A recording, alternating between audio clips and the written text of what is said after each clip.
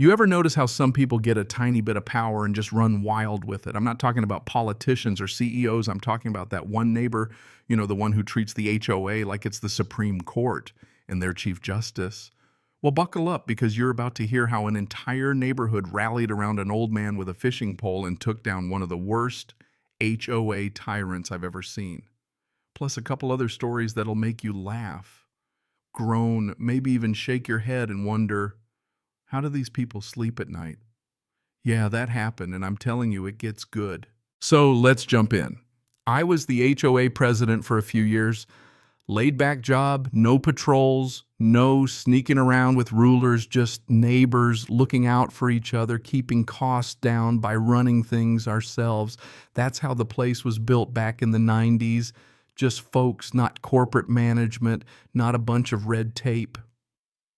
Then one day, this woman and her husband move in, and right out the gate, she's got opinions about everything.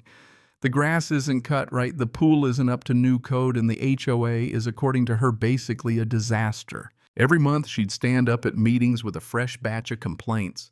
She'd claim the pool was violating this or that rule. She'd try to get us to shut it down, but every time we checked, she was flat out wrong. Every single time. It didn't slow her down, though. See, she ran her own HOA management company, and it turns out she was angling to get us to hand everything over to her outfit for the low, low price of $700 to $1,000 a month. So when lying at meetings didn't work, she started collecting evidence, aka sneaking onto people's property, snapping photos of anything that looked even a little out of place and sending them to me. Let me back up a sec. Imagine your neighbor just wandering around your yard, snapping pictures, then sending those to the HOA. Yeah, I told her, look, you're trespassing and that's not cool, but I'll handle these so-called violations.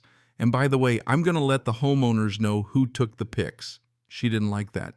Next thing I know, she calls basically begging me not to tell anyone it was her. I said, maybe think about that before you play detective in other people's backyards. Funny enough, she never texted me again, never showed up to another meeting. That was the end of that chapter. But you want to talk about power trips? Let's talk about the Karen who called the cops on my grandpa for fishing. Not trespassing, not breaking the law, just sitting by a canal minding his own business like he's done for years. My grandpa, 82, tough as nails, worked all his life as a rancher.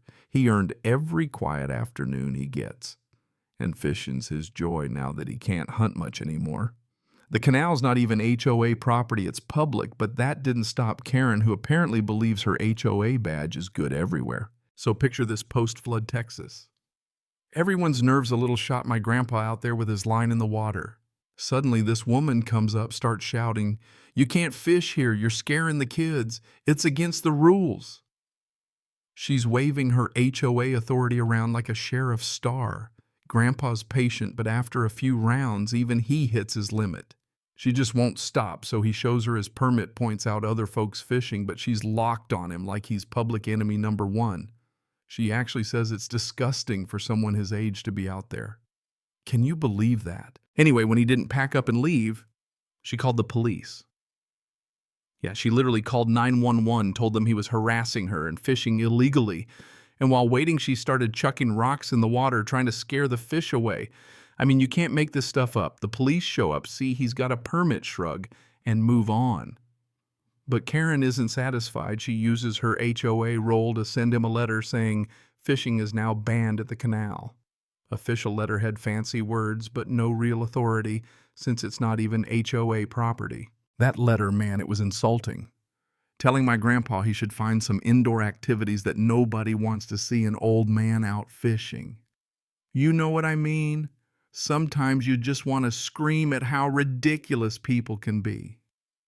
He was kind of lost, not sure what to do next, but me, I was fired up. Legal action felt a little much, unless they tried fining him, so I went for the court of public opinion. Helped Grandpa set up a Facebook page, added all his friends and neighbors, some of whom he's known for decades, up to the mayor. We posted the whole story, how Karen called the cops, sent the letter, tried to run him off public land. And man, the support was incredible.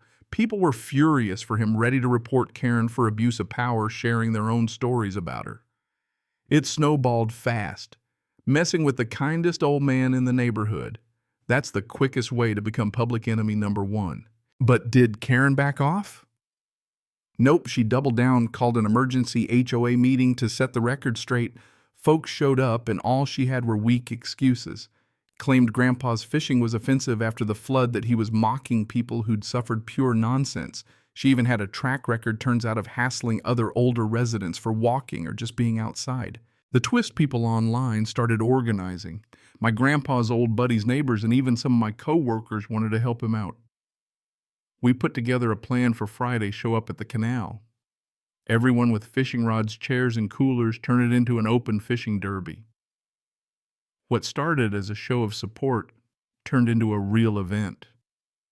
Kids running a lemonade stand, raising money for flood victims, signs everywhere, people laughing and swapping stories like the world's chillest tailgate. And wouldn't you know it, Karen shows up losing her mind, yelling about permits, accusing my grandpa of hosting an event without HOA approval. He stood right up, said, "It was my idea. If you want to call the cops, do it." So she did again. This time, though, the officers knew what was up. "Is this an event?" one asked. "Nope, just neighbors fishing." Karen points at the lemonade stand run by literal kids and complains they're selling without a permit. The officer just smiled, put a $10 bill in the jar, and moved on. Eventually, Karen had to slink away humiliated while everyone else cheered Grandpa on. Somebody even handed him a goofy singing fish trophy for winning the derby. A day later, the HOA had a vote, and Karen, she stepped down finally. Word is, if she tries calling the cops again over fishing, she'll be the one getting in trouble. My grandpa's back to fishing, loving the Facebook page I helped him set up. He even asked me to post invites for anyone who wants to join him.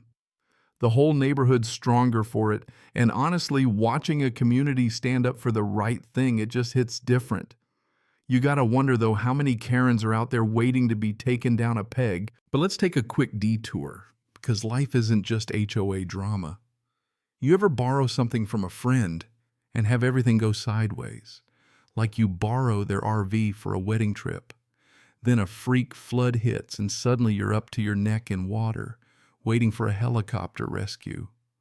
That's exactly what happened to me and a group of friends down in Texas. The wedding venue had RV hookups, tents, the works. None of us realized it was in a floodplain until it was too late. 8 feet of water, 9 hours total loss. The RV was a goner engine, wrecked everything inside, ruined by mud and mold. We did everything we could. Mechanic tried to fix it.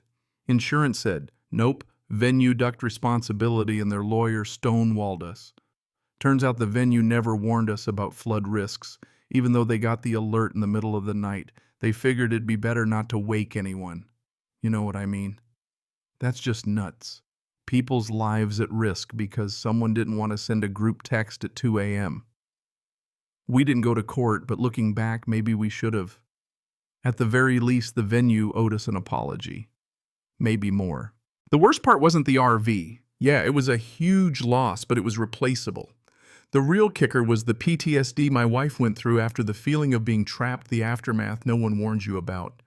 We all process these disasters differently, but seeing how strong she was in the moment then, how it hit her when we got home, just broke my heart. It changed how I see people who go through trauma. What sticks with you isn't always what you'd expect. The world is wild people. Whether it's HOA nonsense, borrowed RVs gone wrong, or a supervisor at work demanding you stick to the official script so hard you end up sounding like a robot. Sometimes all you can do is shake your head, laugh, and stick together. Community, real connection, that's what gets you through.